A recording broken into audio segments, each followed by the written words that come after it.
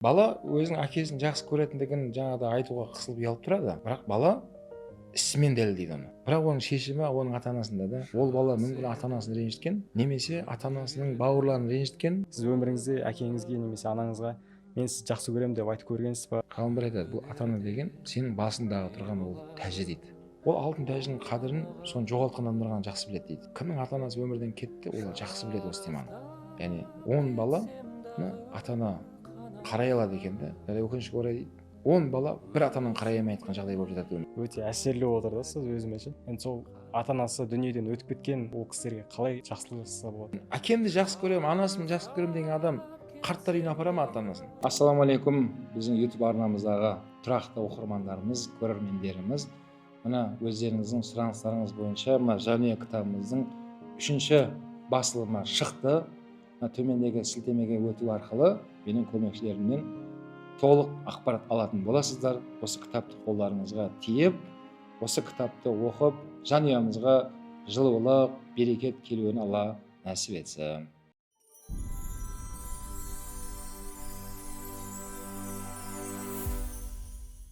Ассалаумағалейкум, құрметті оқырмандар, біздің тұрақты көрермендеріміз YouTube каналымыздың әдетімізде өздеріңізден келген сұрақтарды біз жинақтай келе осы жерде соны саралаймыз, талқылаймыз деп айтқан болатынбыз. Енді бүгінгі жалпы оқырмандардан келген сұрақтар өте көп, бірақ соны саралап біз қай сұраққа тоқталдық, соны бір айта кет. Ассалаумағалейкум, құрметті біздің көрермендер.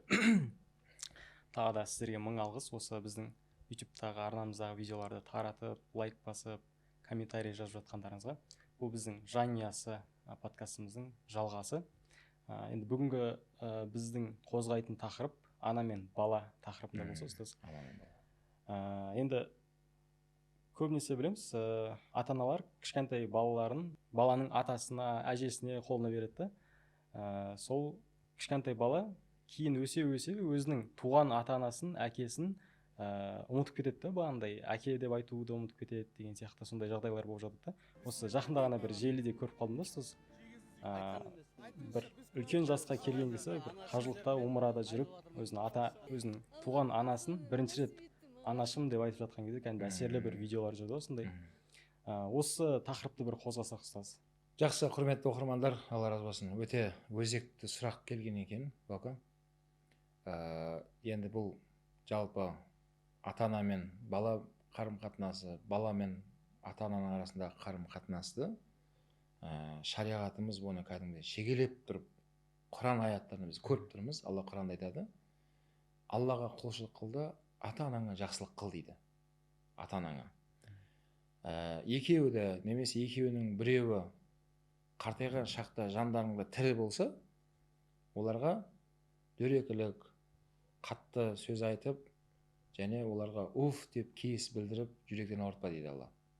Бәлкім оларға жаңағы екеуіне немесе екеуінің біреуі тірі қалғанына мені сәби кезінде мәпелеп, әлпештеп өсіргеніңдей оларды күнәларың кешір, рахматың алшы деп дұға қыл дейді Алла.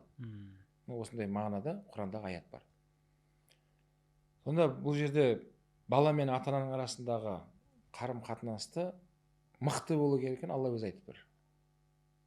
Сол үшін қазақтың жалпы мақал мәтелдері қарасақ бәрі діннен алынған ғой.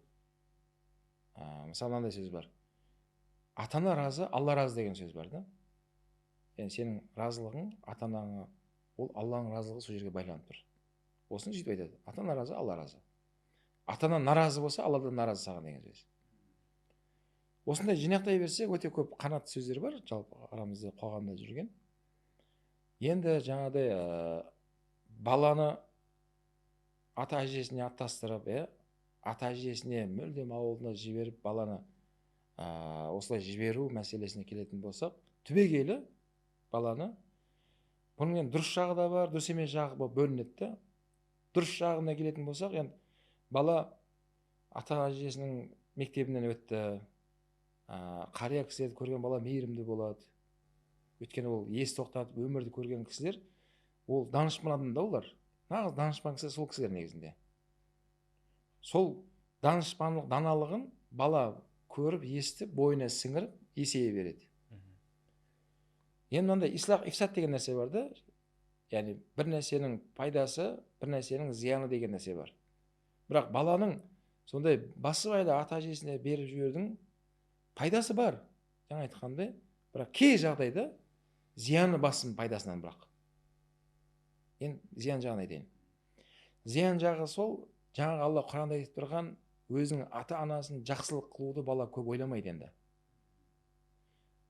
Өйткені ол қария жастағы ата әжесінің жанында болды, сол жақта көп жүрді ол. Ата анам деп сезіне алмайды. Енді ол кісілерді сөйтіп өмірі мына жақта көргенінен мына жақтағы өмірі аз қалған адамдар ғой. Сөйтіп ертелі кеш олар өмірден өтіп жатады. Сөйтіп баланың психологиясында кішкене бір ауыр сезімдер қалады. Өйткені ол баланың ойы бойынша оның ата анасы секілді болып кеткен ата әжесі. Рөлдер ауысып кеткен. Соларға көбірек сезім берілген. Сөйтеді, олардан кейінгі тірі жүрген өзінің ата анасын ата ана деп сезіне алмайды кейбір балалар. Өйткені керек кездегі мейірімді ол ана жақтан алған. Мыналардан емес. Бұл мына жақта болды, ата әже ар жақта. Ал Құранда айтып тұр Алла тағала, сол ата анаңа жақсылық қыл деген, сол жақсылықты кейде балалар жасай алмай жатады. Бұл енді жаңағы зиян жағын айтып жатырмын балаға.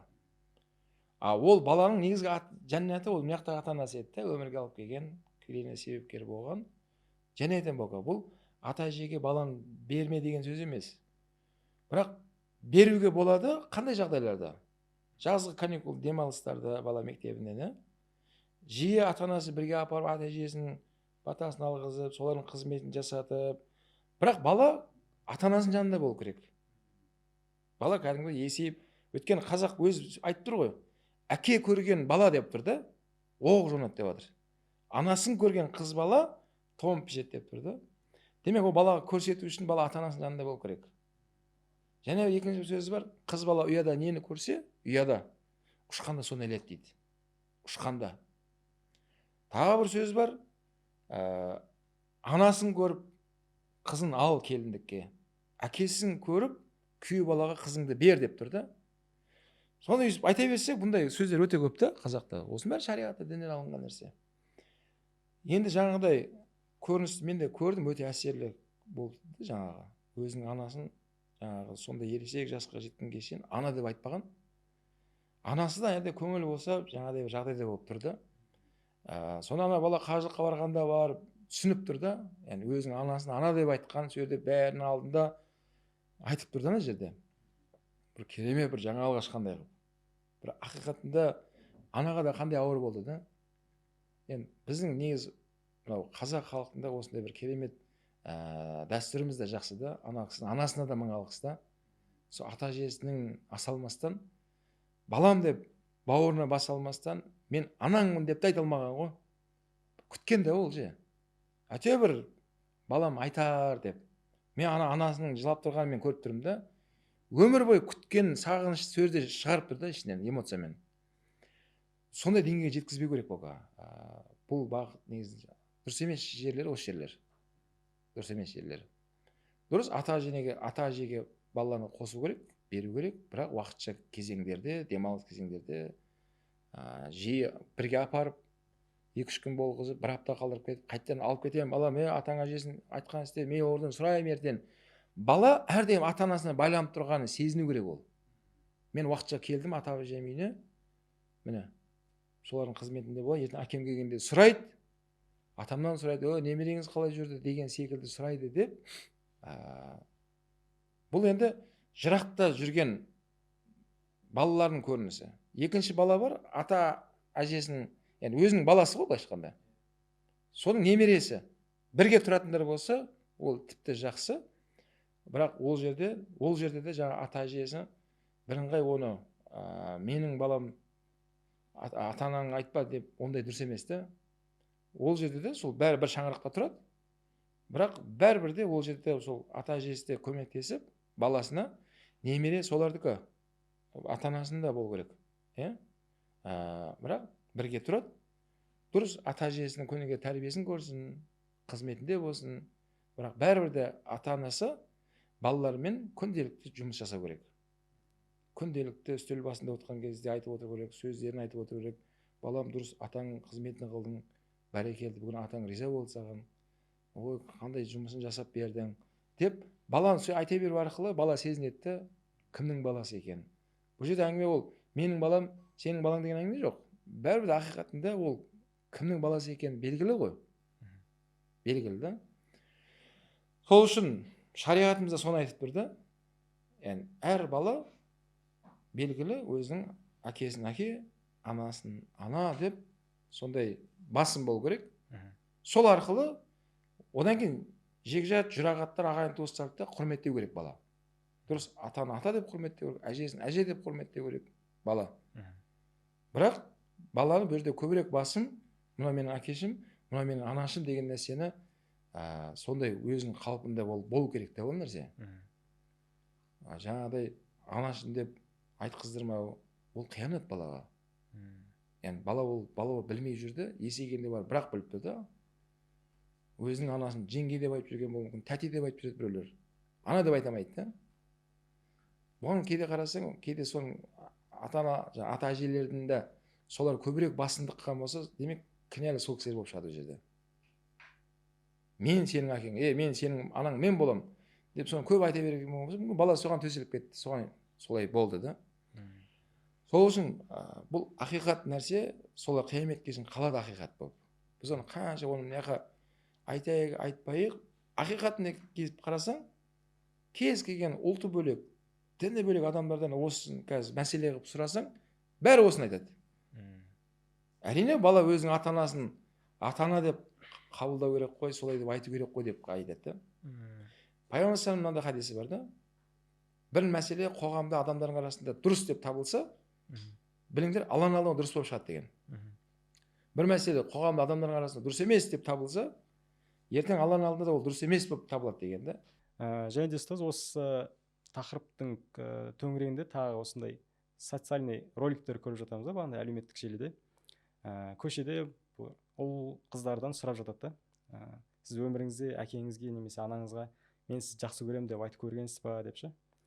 Сөйтіп жоқ десе, қазір қоңырау шалып, әкеңізге немесе анаңызға мен сізді жақсы көремін деп айтыңызшы деп айтқан кезде бағандай звондап жатқан қыз немесе ұл айтады да, бағандай мен әкешім немесе анашым мен сізді жақсы көремін дейді да, артынша жылап жатады да, бағандай эмоция деген шығып кетеді да. Өйткені өмірінде ол қыз немесе ол айтып көрмеген да олайынан әкешім анашым мен сізді жақсы көремін деп.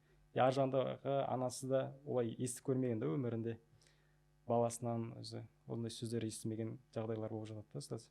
Біз жалпы мынандай нәрсе бар да, жалпы біздің қазақ менталитет дейміз ғой, біздің қазақ салт дәстүріміз бойынша жалпы біздің қазақ елі осындай қазір сырттан келген осындай эмоцияларды негізінде біздер жалпы өмірде бұны дәл солай айтпайды, бірақ іспен көрсету бізде дамып кеткен да елімізде. Бала өзінің әкесін жақсы көретіндігін жаңағыда айтуға қысылып ұялып тұрады, бірақ бала ісімен дәлелдейді оны. Әкесі бір айтқанды екі етпей орындап, әке келатқан кезде орнынан қарқып тұрып та, әкем келе жатыр деп, негізінде осы жақсы негізінде. Бұндай енді жаңағыдай осындай айтшы деп нәрсен бар, бұндай негізінде батыс елінен, басқа жақтардан қазір келіп көріністер тауып жатыр да. Әрине бұл жаман нәрсе деп айтпаймыз, бұл әрине өзінің әкесін айтпай кім айтады, өзінің анашын жақсы көретін айта алмай кім айтады тағы да ақиқатында. Бірақ айтпаған кісілерді айыптамаймыз да. Өйткені жаңа айтқандай біздің қазақтың жалпы мінезі, біздің ел, жалпы біздің болмысымыз, қазақ болмысымыз. Бұндай нәрселерді айтпай-ақ іспен көрсетіп, жүректі түсіну арқылы солай дамығанда біздің жалпы қазақ даласында. Ал бірақ айтуға келетін болсақ, ол да жаңалық емес біздерге. Өйткені Пайғамбар саллаллаху хадисі бар. Сендер өздерің жақсы көретін адамдарды мен сені жақсы көремін деп айтыңдар деген де хадисте. Әрине енді ол жақсы көретіннің ең патологы ол ата-анамыз ғой. Ата-анамыз да біздердің. Сол үшін мен жаңа айтып отқан, енді екінші бір балалар болуы мүмкін. сол батыстың жаңағыдай роликтерін көріп алды да келді да звондап, әке мен сізді жақсы көремін, анашы мен сізді жақсы көремін деп айтты да. Бірақ өмірде сол ата ананы жақсы көретіндей өмір сүрмейді бала же. Бұдан Құдай сақтасын да. Біреулер құрғақ сөзбен қатырады, ой әкешім, анашым, мен сізді жақсы көремін, ой. Бірақ іс жүзінде қараса, бала әкесін алынтып жатыр, анасын ренжітіп жатыр, не бір қылмысқа барады, не бір жағдайлар болып қалып жатады, әке жаңағыдай жүрегі ауырып жатыр, анасы соның арқасында денсаулығын бұзып алды, бала себепті. Білесің ба? Бұдан Құдай сақтасын. Сол үшін одан гөрі айтпай-ақ іспен жүрген жақсы еді ол баланың. Әрине жаңағыдай өзі бала тәртіпті, ата анасын қатты құрметтейді. Соған да қосымша ретінде енді айтып жүрсе, әрине нұр үстіне нұр. Комбо болса вообще жақсы дейсіз ғой. Әрине нұр үстіне нұр да. Бала шынымен айтып жатқанын іс әрекеті сай келеді да ол. Ол жақсы да ол. Ол бала енді нұр үстіне нұр онда. Сол үшін жалпы біздің қазақ жаңағы ортамызда бізде ондай сөз мәселесі емес, іс әрекетті тәрбие мәселені іспен, мінезбен, ұстаныммен көрсетуді дамып кеткенде біздің елдерімізде. Содан Құдай ажыратпасын бізді. Бұл қасиетімізбен біз жаман болған жоқпыз. Дұрыс, солар сияқты бүйтіп, ой мен сені анашым жақсы көремін деп айта алмай жатқан болса да кейбір жігіттер, енді қыз балалар енді эмоциясын айта алады ғой. Қыз бала өзі табиғаты солай, айта алады қыз бала. Бірақ ұл бала да жақсы көреді, әкесін де анасын да, кез келген адам баласы жақсы көреді. Бірақ қыз бала секілді эмоциясын көрсете алмайды бізде, жалпы қазақ халық, біздің ұлт сондаймыз. Яғни әкесін жақсы көретіндігін мен сізді жақсы көремін деп айта алмайды. Ішінде ұялу басым болып тұрады. Өйткені әкесі ағаларын өйтіп көрмеген, мына жақта туыстардың ішінде ондайды көрмеген. Бұл енді басқа ұлттарда қалыптасқан бір осындай үрдістер барды. Бірақ соны жаңағыдай қазақ даласында соны бір жаңалық сияқты көрсетіп жатқан көріністері ғой бұның бәрі. Бірақ ақиқатына келіп қарасақ, бірақ сол басқа ұлттардағы, басқа Европадағы мен аралап көрем. Олар сондай эмоциясын былай керемет қылып көрсеткенімен, бірақ іс жүзінде қарасам, ата-аналар қарттар үй деген бәлекеттің бір сияқтан келді да бізге. Қарттар үй деген қазақ даласында болмаған. Адырам қасында оны анамды жақсы көремін деп айтқандарынан. Яғни әкемді жақсы көремін, анасымды жақсы көремін деген адам қарттар үйіне апара ма ата-анасын? Әкемді жақсы көремін деген бала әкесінің жүрегін ауырта ма? Жақсы көремін деген сөз, мен сізді сыйлаймын деген сөз ғой. Әкеңді сыйласаң, онда сен оны айтқанына тоқтауың керек еді ғой. Әке ескертіп жатыр саған. Бала оқуыңды тастама деді. Бала оқуыңды тастап кетті. Әке айтып жатыр, балам, мына жүрісің жақсы емес, ана ортаң жақсы емес сенің. Сен ортаға қосылма деді. Қосылып жатыр ғой бірақ. Оны ертеңнен келіп алып, жаңа ролик көріп алып, телефонда звондап, әке, мен сізді жақсы көремін деп, оны ыңырсып жылағаны кімге керек дегенім ғой. Бірақ ол ортадан кеткен жоқ та бала бәрібір де. Бәрібір де сол дұрыс емес, ортада родной болып жүр ана жақта әлі. Орта дұрыс емес. Сөзі әкесіз де мына жақта көңіл босап жылап жатқаны, оның баласын жаңағыдай не анаға қимағандықтан мүмкін сезім болып жатқан болуы мүмкін да жүрегінде. Тағы осы неде естіп жатамыз да ұстаз, бір андай кәсіпкер бауырларымыздан ше айтады да, мындай бір ісім жүрмей кетті, алдындағыдай кәсіп, алдындағыдай дөңгелеп жатқан жоқ деген сияқты айтады да. Барлығын бір қойып, анасының, әкесінің қызметінде болып, кішкене бір демалуға бір жерге апарып, ресторан деген сияқты сол жерге апарып, кішкене бір разылығын алып, балам, Алла разы болсын деген бір сөзінен кейін көріп жатамын дейді да, бағандай әсерін, бағандай кәсіптері ары қарай одан әрі X2 жақсы жүріп кеткен кездер болып жатады дейді да. Бұл енді пайғамбардың хадисі бока. Оны Расул айтады, кім өмірінің ұзақ болған, яғни ұзақтағы мақсат берекелді, мәнді, сәнді деген сөз. Өйткені ол өмір жазылып қойған тағдырға негізінде, ол ұзарып кетпейді. Ол белгіленген жасқа шейін жазылып қойған, кім неше жас өмір сүретін. Бірақ бұл жерде оның хадисті ұзақ өмір сүрсе дегенді ғұлама солай тәпсірлеген, шарықтаған, солай түсіндірме берген. Яғни сол белгіленген жасқа шейін барады ол адам. Бірақ жаңағыдай ата-анасы, ағайын туыспен жақсы қарым-қатынас орнатса, берекет кіреді дейді өміріне. Расул сөйтіп айтып жатыр, кім өмірінің ұзақ болғанын қаласа, ризық несібесі, кәсібі жаңа айтып жатқан керемет дамығанын қаласа, ағайын туыспен жақсы қарым қатынасты күшейте беріңдер дейді да хадисте. Ағайын туыстың ішіндегі ең патолог ол сенің ата анаң. Мысалға ағаларың, ар жақтағы алыс жақындағы туыстарымен жақсы да, бірақ келу әкесімен жақсы емес та, бірақ ана жақта ағайын туыстың бәрін риза қылып келді, бірақ үйіне келіп ата анасын наразы қылып жатыр да, ренжітіп жатыр, ашуландырып жатыр, жылатып жатыр оларды. Жоқ, бұл ағайын туыстардың ішіндегі ең бірінші оның хаққысы ата анасы ғой, ата анасы. Мысалға бір адам қайтыс болса, да сол ата анасы да мұрагер болып баладан мұра ала алады да, Құрандағы аят бойынша. Ата ана мұрагер олар. Ата анасы болмағаннан кейін барып ағайын туысқа жол ашылады да уже. Ата анасы бар болып тұрған кезде ағайын туыстар мұрагер болып не ала алмайды, дүние ала алмайды қайтыс болған жігіттен. Сол себепті бұл ата ананың жаңа жігіттер дұрыс жасаған, уже жол жүрмей жатыр ма, анамды, әкемді көңілін аулап қызметін жасады ма, олар дұрыс қадамға барды негізінде, дұрыс істеп жатыр.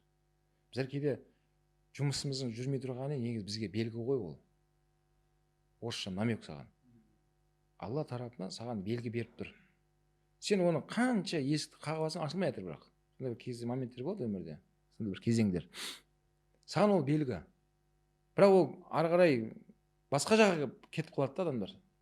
Шетел аралап кетеді, мамандармен ақылдасып, ана вопрос, сұрақты шешу керек, бұның шешімі қайда деп мазасын алып елдің бәрін. Бірақ оның шешімі оның ата анасында да. Ол бала мүмкін ата анасын ренжіткен, немесе ата анасының бауырларын ренжіткен, ағайын туыс деп жатқан сол кісілер ғой. Солар риза қылып келсе, жол қайтадан ашылады. Яғни ол өміріміздің, сауда саттығымыздың баракат көзігі шариғат соларға байлап қойған. Сен қалай да болсын олармен байланыста бол, қалай да болсын олардың көңілін аулаумен бол. Мұнияңды Алла қажетін өтеп қояды деп тұр да шариғат.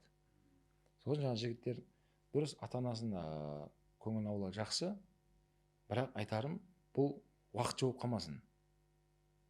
Ертең жол ашылады ғой, кәсіп дөңгелей бастайды. Одан кейін қайттан неге түсіп қалмау керек та? Болды, проблемамды шешіп алдым, болды, ренжімеңіздер, қолым босанбай жатыр деп қайттан жоқ болып кетпеу керек те. Олай болмайды. Мұсылман адам мінезі, қарым қатынасы тұрақты болу керек. Әрдайым тұрақты бір мінезде жүріміз керек. Әрдайым тұрақты бір мәміледе адамдармен байланыста жүріміз керек. Енді өмірде сондай бір адамдар болуы мүмкін, өміріңде, шетелде болуы мүмкін. Жылында бір хабарласып қоятын адамдар болады. Ол елде де болуы мүмкін ондай адамдар. Бірақ ата ана емес ол. Ол ағайын туыс емес. Біздер әрдайым қарым қатынаста, әрдайым жазып, байланыста, звондап тұрып, хабарласып тұру ата ана және ағайын туысқа болу керек. Біздер кейде оны орын ауыстырып, жұмыстағы өзің адамдарыңа кәсіппен, дүние үшін болып жатқан адамдармен күніге байланыста болу мүмкін, күніге кездесіп олармен.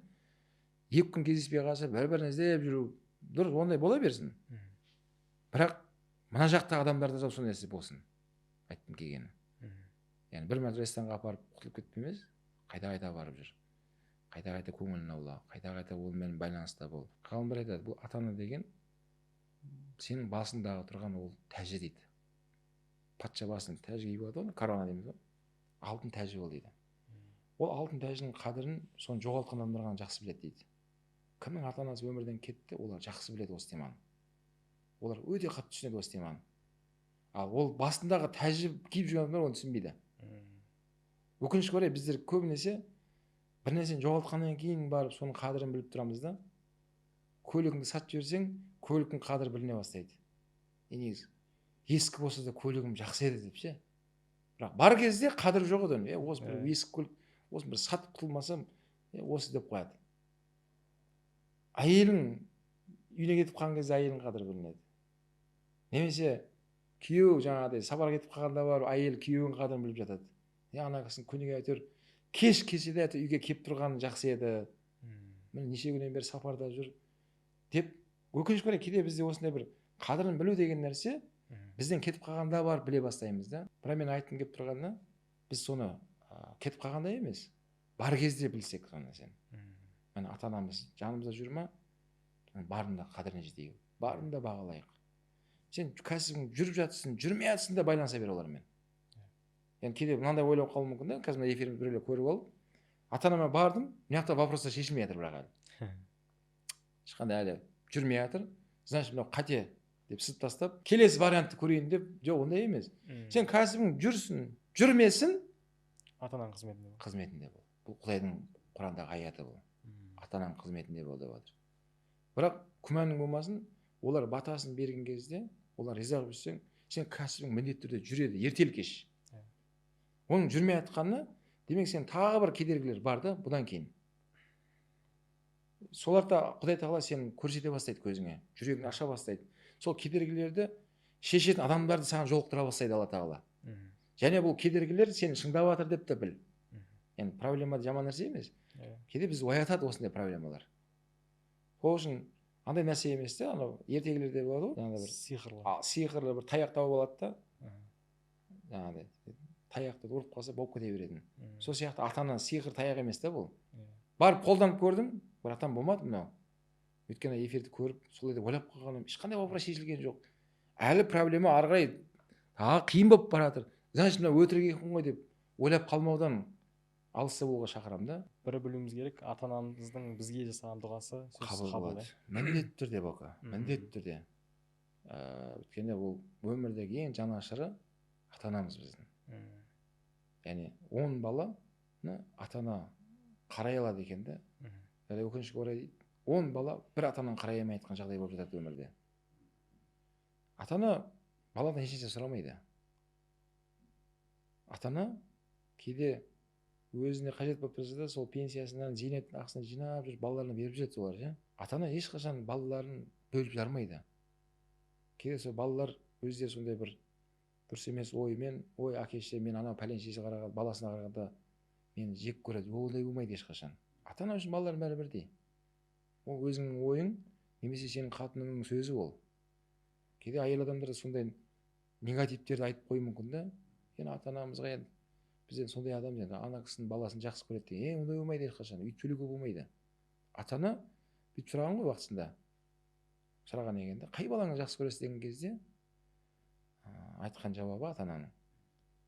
Қай балам ауырып тұрса деген, сол сауыққанша соны жақсы көремін деген да. Қай балам сапарда жүрсе деген, аман есен үйіне келгенше соны қатты жақсы көріп тұрамын деген. Қай балам өмірде қиыншылық көріп тұрса проблемада, сол проблемадан құтылып кеткенше соны жақсы көремін деген да. Көрдіңіз? Демек, ата-ана үшін қай бала сәл әлсіреп тұр бір моментте, бітті сол балаға көбірек батасын беріп, дұғасын да қосып, соған. Басқа балаларын жақсы көрмейді деген сөз емес. Ол бала ата-ананың бар ойы, балалардың бәрі мықты болғанын қалап тұр ғой. Ішінде біреу сәл ақсап жатса, болды мынанда теңесіп кеткенін қалап тұр да ол ата-ана. Оны солай қабылдау керек. А ол ата-ананың қадірін балалы болғанда білесің дейді қазақ. Сен әлі балалы болмайынша олар түсінбейсің. Сен ата-ананы түсінесің қашан? Қазақ атаның бәрін айтып тастаған да, балалы болғанда түсінесің оларды. Сен ата-анаңды жаңағыдай көңілін аулап, ресторанға, шетелге апарған кезде, оны қаншалықты ата-ананың қуанғанын ертең сенің балаң да сондайға апарған кезде барып түсінесің. Қазір түсіне алмайсың оны. Өйткені сен әлі балалы емессің ғой. Подкаст өте әсерлі отыр да, сіз өзіме ше. Енді бұл жақтан біздің көрермендерден неше түрлі көрермендеріміз қарап отыр ғой қазір ше. Енді бағана өзіңіз айтқандай, бұл ата-ана деген баланың басында тәж болса, оны ата-анасы жоқ жігіттер ғана, бағана адамдар ғана көреді деп айттыңыз ғой. Енді сол ата-анасы дүниеден өтіп кеткен кісілер, ол кісілерге қалай не істесе болады, жақсылық жасаса болады? Енді ата-ана өмірден өтіп кеткенімен, бірақ ол жоғалып кетті деген сөз емес. Адам өлмейді, адам қайтады.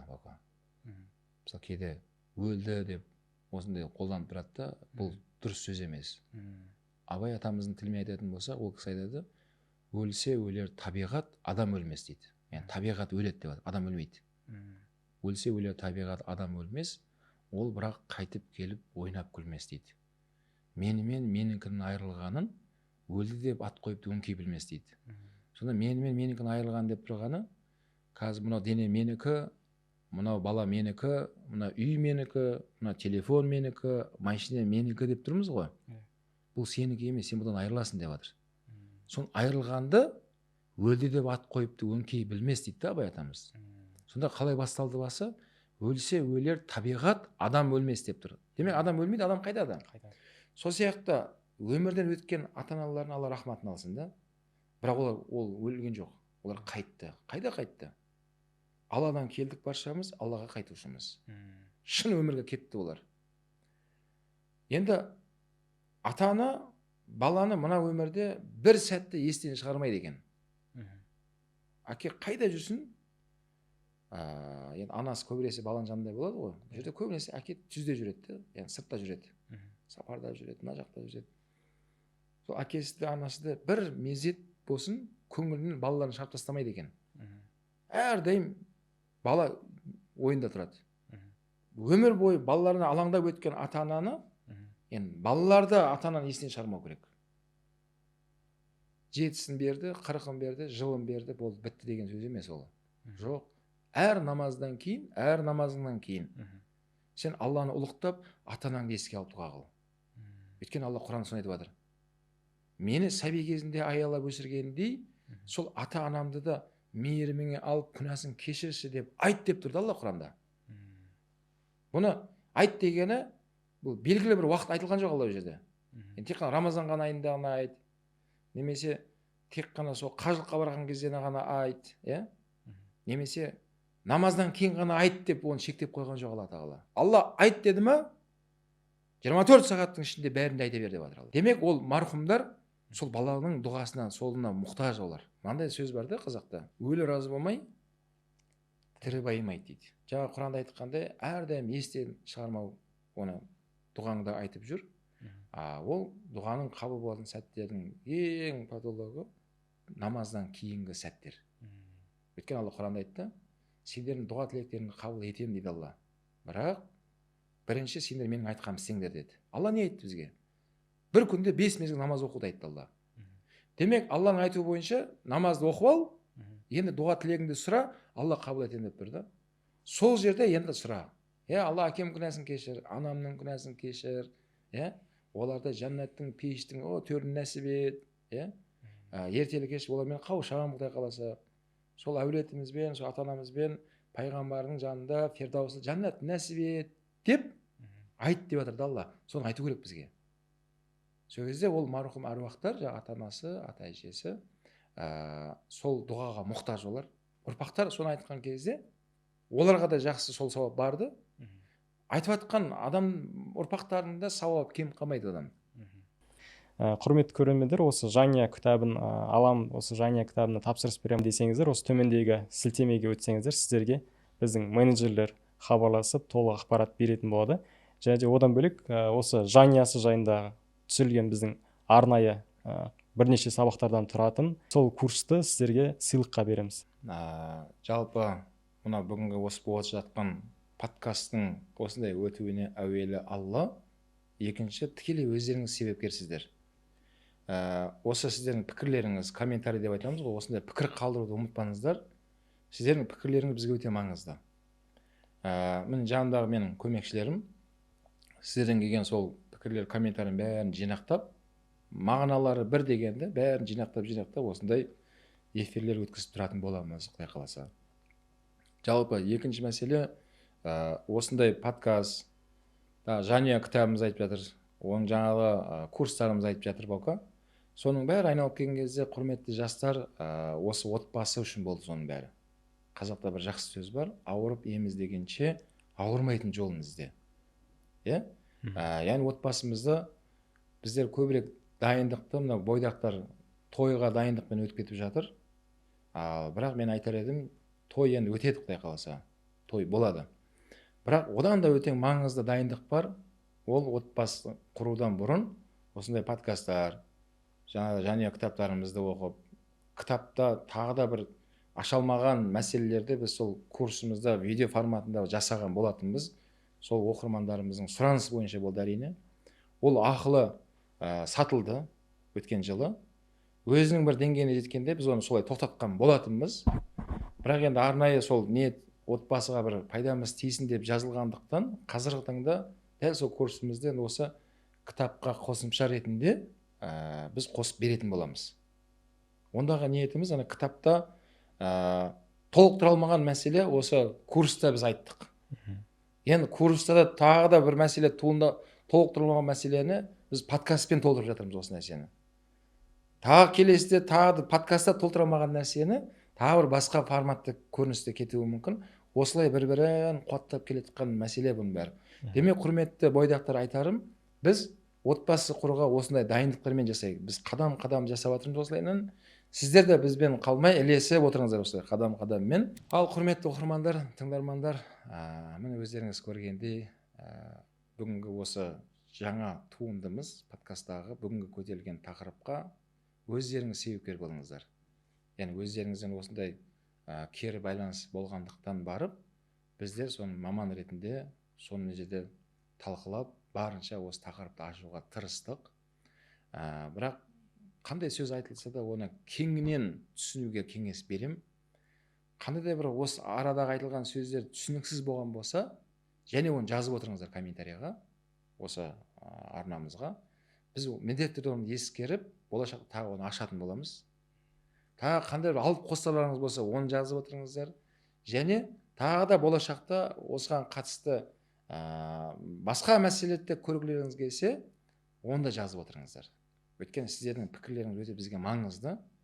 Міне сол сіздердің пікірлеріңіз арқылы бүгін осынша уақыт Баука екеуміз осыны талқылап отқан жағдайымыз бар. Алла тағала баршамызға осы арнамыз көру арқылы, есту арқылы амал етуімізді, осы арқылы отбасымызға жылулық келіп, ата-аналарымызда аман болсын, Алла өмірлеріне баракат берсін, өмірден өтіп кеткен ата-аналарымызды Алла рахматын алсын дейтін салиқалы ұрпақ болуды, және артымыздан өсіп келе жатқан біздің де ұрпақтарымыз салиқалы болуын Алла баршамызға нәсіп етсін. Амин.